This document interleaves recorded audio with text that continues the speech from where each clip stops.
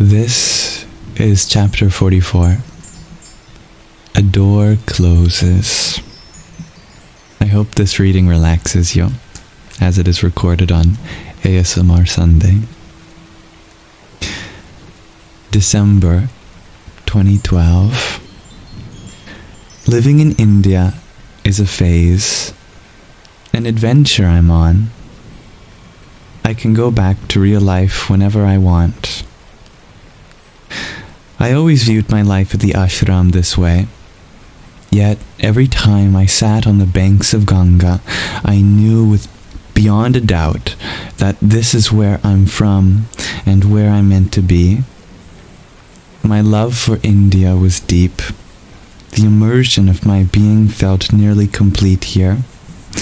Almost every night, I'd lose myself in my Guru Puja Swamiji's singing in the Arti, merging my awareness with the sound of his voice, punctuated by the crashing and breaking of the river's waters on the marble steps. And after the night's final offering, I became one with the cracking of the logs in the yajna, the sacrificial fire. I can always go back to America, I assured myself.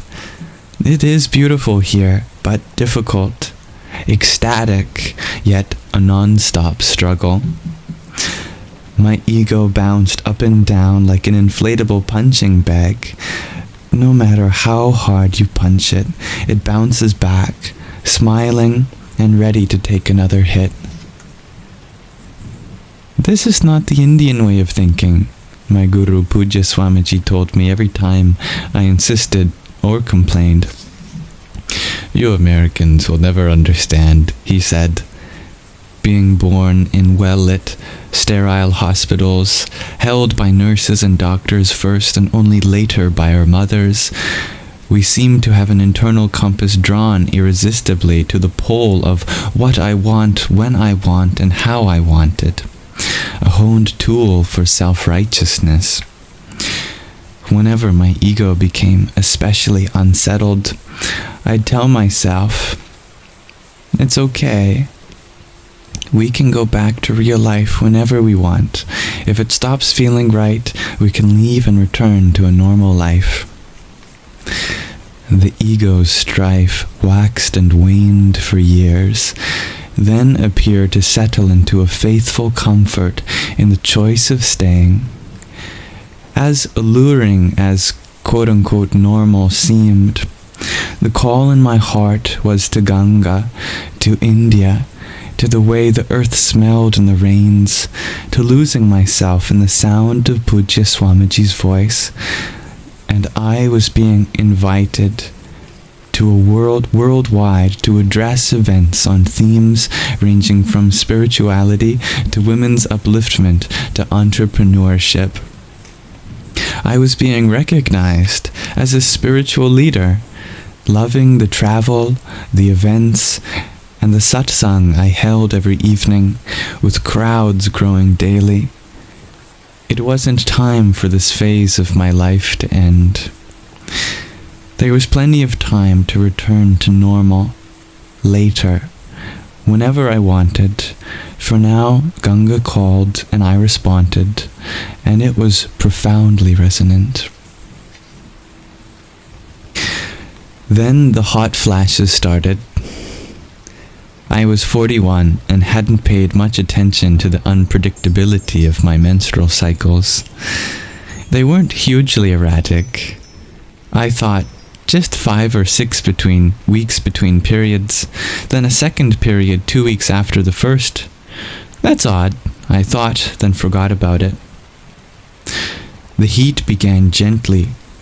Early in 2012, suddenly, my body temperature, which always ran hot, felt like I was being cooked alive from the inside, as though someone had lit a Bunsen burner inside me on low heat, and slowly was turning the knob till every organ in my body seemed to be liquefying, and if I didn't tear my skin off, I'd burn from within. Is the changing color a little distracting? I can make it a little more stable.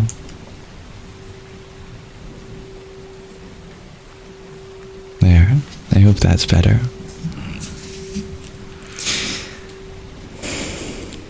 Ayurvedically, I am Pitta, heat, with some Vata, wind. So an airy movement of heat through the body, Ayurvedically speaking, was just my Pitta and Vata being aggravated. It was, after all, springtime turning into summer, but something was really off with my Pitta. I self-diagnosed, and I went to get medicine from the Ayurvedic doctor. "I'm so hot," I told him, out of the blue. He gave me his usual black pills and brown powder. The sizes and shapes of the pills varied from ailment to ailment, as did the intricate mixture of powder. To me, it all looked and tasted like dirt, and this time, it didn't work.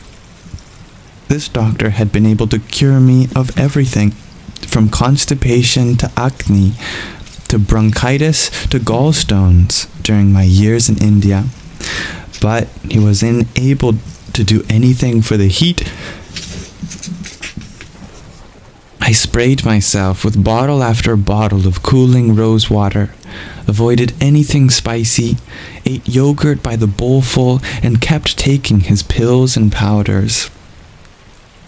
For the rest of the year, the flashes of heat came and went. Days and days would go by without them, and then they'd appear out of nowhere. I attributed it to stress exacerbating my already aggravated Pitta. I was in the midst of organizing for Swamiji's 60th birthday, the largest event Rishikesh or even the state of Uttarakhand had ever seen. Leaders from around the world were coming for the 3-day gathering, and I was frantically trying to make sure Swamiji's biography would be completed, printed, and shipped from California on time. Of course, I was stressed, and of course my Pitta was aggravated, so I thought nothing more about it. The book was finished beautifully and launched with great pomp and splendor.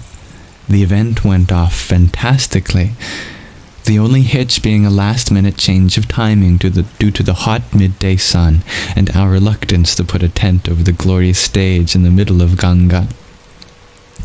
I spent nearly a week after the celebration just relaxing, sleeping, and catching up on pending items.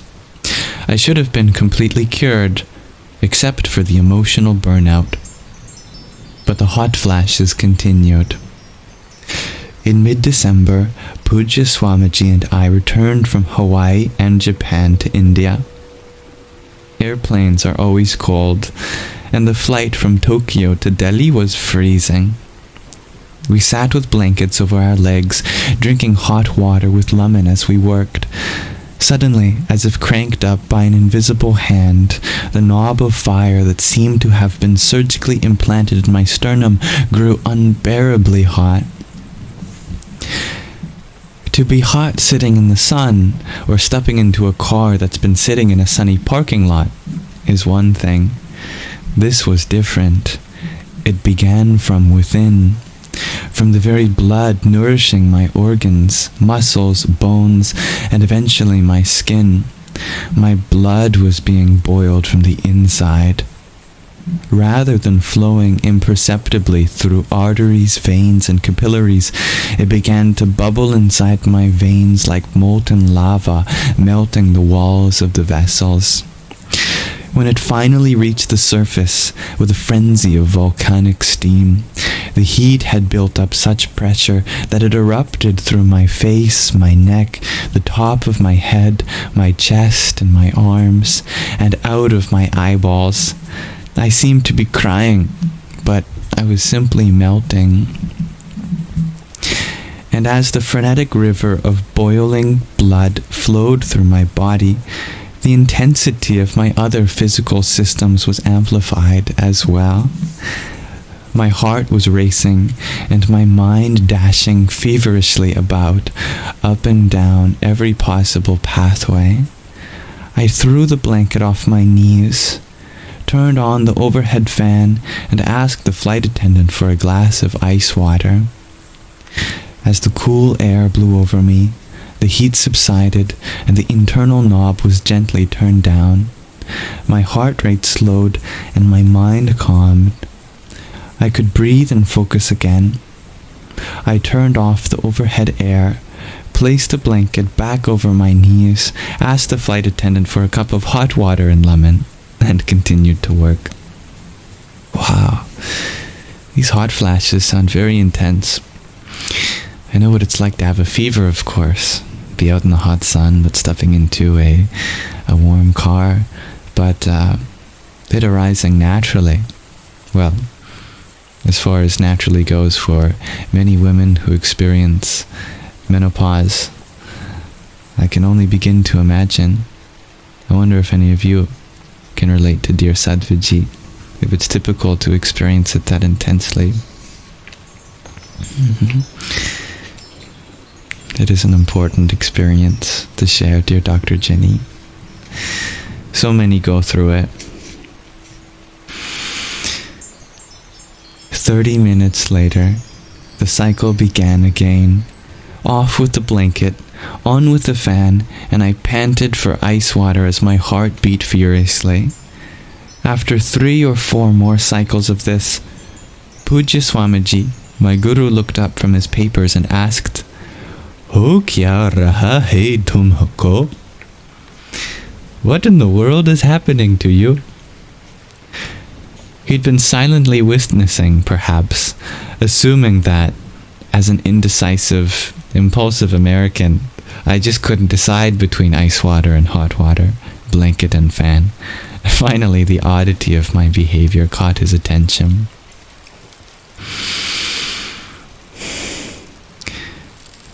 "I think I have a tumor in my hypothalamus," I told him. "Your what?" he asked.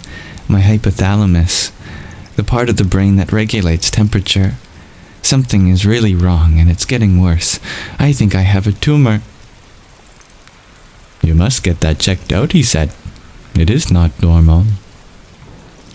So, as soon as we landed, I made an appointment at the internationally renowned Vedanta Medicity Hospital near the Delhi airport, a multi-specialty, top-of-the-line hospital where one of the chief cardiac surgeons is a close friend. "I need a brain MRI," I told my surgeon friend as soon as I arrived at the hospital. "Oh no, why?" he asked. "I have a tumor in my hypothalamus. I am sure of it. Everything's getting disrupted. My body temperature, my heart rate, it's getting worse." "Come on in," he said, and he referred me to the proper specialist. After I explained my symptoms to the neurologist, and before he ran the MRI, he asked me, "Have you noticed any change in your menstrual cycle?" Hadn't he heard what I said? My brain had a tumor. I should have gone to Cedars-Sinai in Los Angeles, but I was polite. After all, I was a spiritual leader, and my cardiologist friend had pulled strings to get me this appointment. "My menstrual cycle is fine," I replied calmly. "Thank you for asking." He smiled a bit. "Are you sure? No changes at all? Any missed periods or other irregularities?" God, this guy was unbearable. I had a tumor in my brain that was expanding by the second, and he was asking about periods. "Be nice," I reminded myself.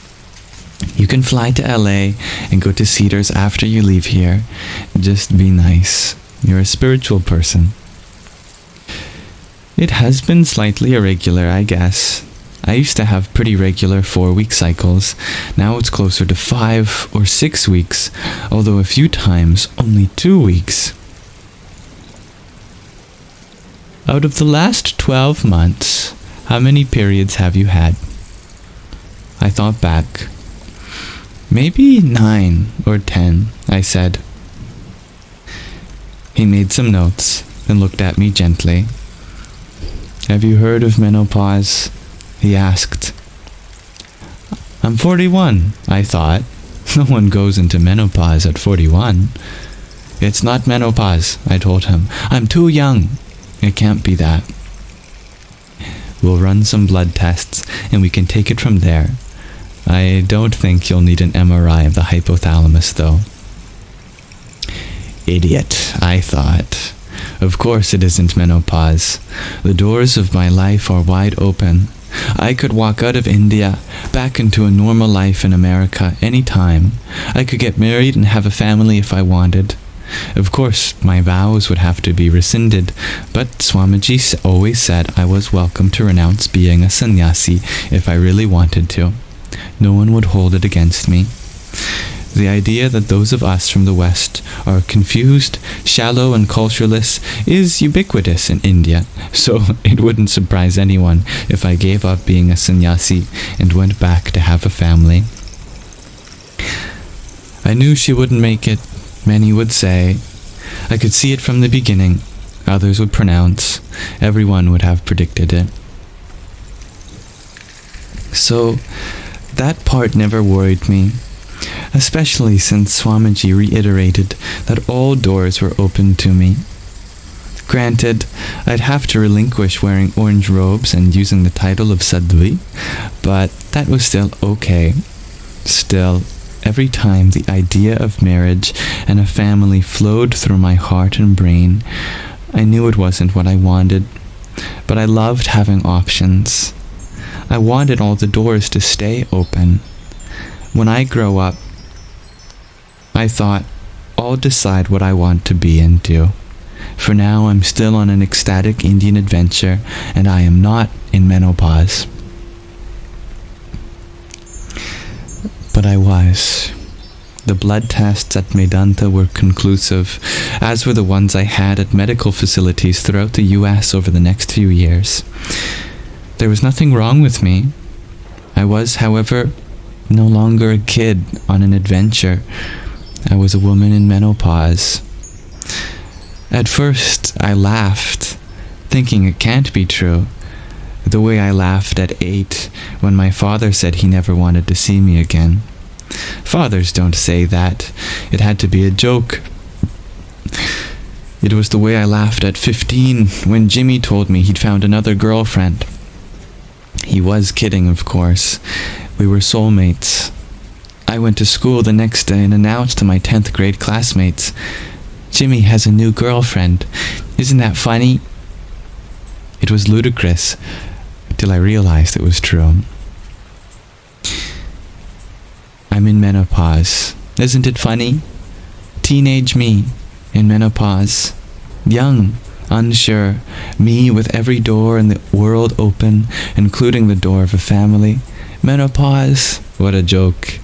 Until, of course, it wasn't. Until I sat down to meditate, something I'd conveniently avoided most of the past year. My excuse was needing more sleep, having been awakened during the night by hot flashes, but that wasn't it. I hadn't wanted to meditate because I hadn't wanted to face the truth. A door had closed, and when I finally sat still, I realized many doors had closed, some a long time ago. Life isn't a buffet. We don't get to decide. I'd like a bit of this, a heaping portion of that. It's more like a fixed menu, where the chef is kind enough to let you make substitutions and changes up to a point. American Jewish student becoming Hindu sannyasi? Okay, we can do that. But 41-year-old celibate renunciate spiritual leader, simultaneously a wife and mother? No, sorry ma'am, we can't make that dish for you. The two don't go together. I've given you the adopted child and a heaping portion of purpose and meaning, but I'm sorry there's just no way to get wife and mother onto the same plate. Please look. Your plate is already full. That should be enough to satisfy you. And thank you for your taps, dear Meriham, and for sharing your vulnerability, dear Miss Bliss. Hi, Maitreya. Many doors are open to us, but some aren't. I could never have walked through the door of professional basketball player or ballerina or opera singer. And some doors are open, but not forever. And others are not open simultaneously. One can't simultaneously be a full-time celibate nun and spiritual teacher and a wife and mother. They just don't go together. Yes, we are free. Yes, the world is at our fingertips, but each door we walk through determines which new doors open on the path ahead. We can't rewind or live parallel lives simultaneously. We can't be a nun here and a mother there. A message in so many inspirational books focuses on the ideas. You can have it all. You can do it all. You are all powerful. This, I believe, is a disservice.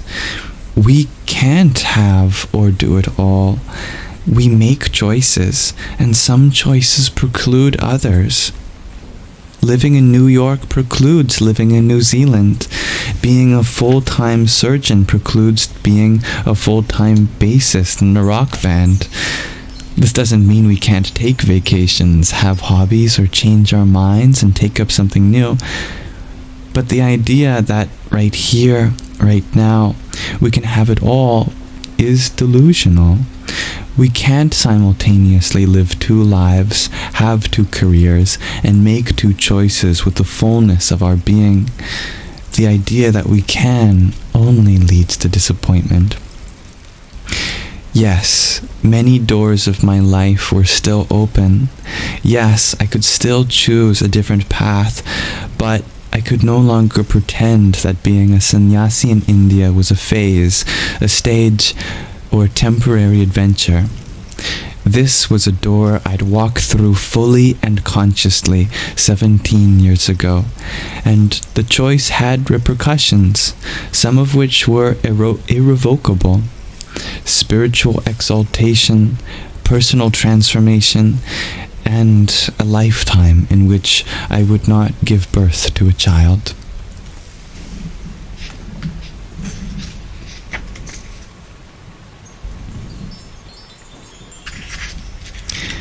Thank you for listening.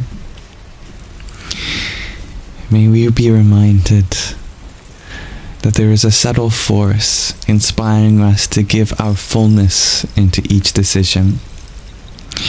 Not every decision closes a door behind us, but those which we are committed to, we should give our full commitment to. And that is a beautiful lesson to learn, that sometimes we cannot live a full life with one foot in one side of the fence and another on the other. We have to surrender to the fullness that exists on either side. It does not truly matter which side that you surrender to, but that you give yourself fully to one thing and make it right. Namaste.